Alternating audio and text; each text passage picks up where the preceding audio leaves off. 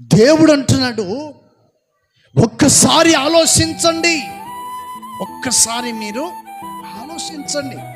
పురాతన మార్గం గురించి విచారించి తెలుసుకొని అందులో మీరు నడుచుకుంటే మీకు మేలు. చెప్పండి, ఏం కలుగుతుందంట?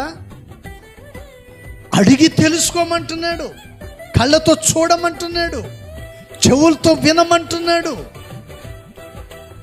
కళ్ళతో చూసి విని విచారించి తెలుసుకొని అందులో నువ్వు నడుచుకుంటే నీకు మేలు. ప్రైజ్ ద లార్డ్, హల్లెలూయా. మన ప్రభువైన యేసుక్రీస్తు వారు మీకు నెమ్మది కలుగు చేయాలంటే ఇదిగో ఆయన మార్గాలను నువ్వు చెప్పండి, ఆయన మార్గంలో నడుచుకోవాలి. అయితే కొంతమంది ప్రజలు అంటున్న మాట అండి, తెలుసుకొని వారు మేము పొరపాటున ఈ మార్గంలో మేము నడవము. ఎందుకని?